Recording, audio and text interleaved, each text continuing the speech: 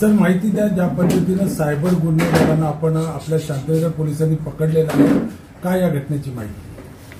Shantinagar police स्टेशनमध्ये गुन्हा number 272 2025 मध्ये BNS कलम 318(4) आणि 35 BNS आणि त्याबरोबर माहिती तंत्रज्ञान अधिनियम 66C 66D यानुसार गुन्हा दाखल करण्यात आला होता।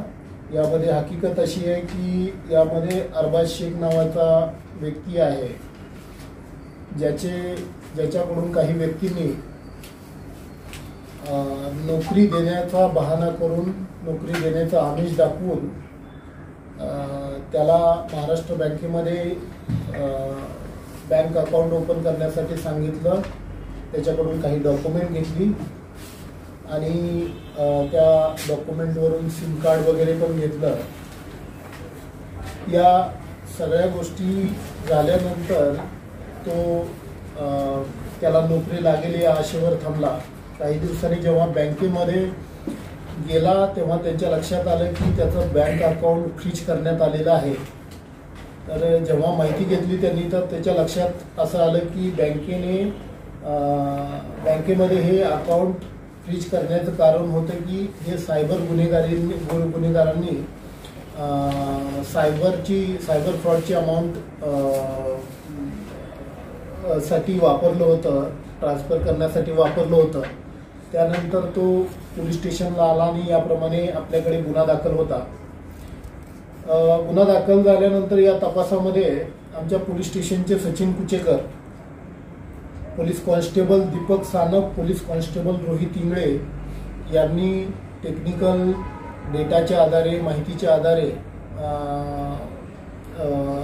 वास्को दक्षिण गोवा या ठिकाणी जाऊन त्याच्यामध्ये रेड केली आणि या ठिकाणावरून 7 आरोपी, 2 लॅपटॉप, 30 मोबाईल, 11 बँकेची पासबुक आणि 11 सिम कार्ड असा 5.5 लाख रुपयाचा मुद्देमाल त्याने जप्त केलेला आहे।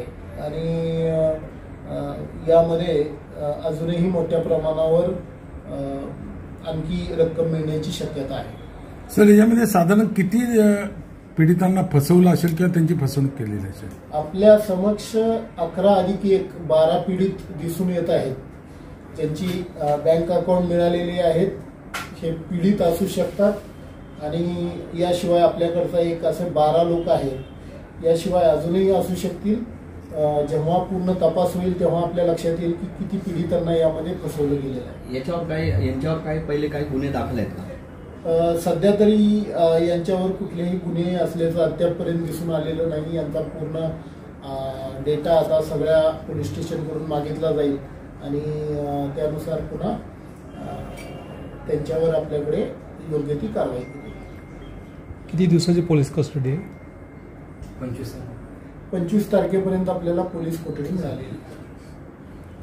नागरिकांना आवाहन आहे की अशा पद्धतीने कुणीही अनोळखी व्यक्ती किंवा अगदी ओळखीची व्यक्ती तुम्हाला नोकरी देण्याचं आमिष दाखवून जर बँक पासबुकची मागणी करत असेल किंवा तुमच्याकडे डॉक्युमेंट घेऊन सिम कार्ड वगैरे विकत घेत असेल तर त्यांच्यापासून सावधान, कारण आपणही या सायबर फ्रॉडच्या गुन्ह्यामध्ये आरोपी होऊ शकाल।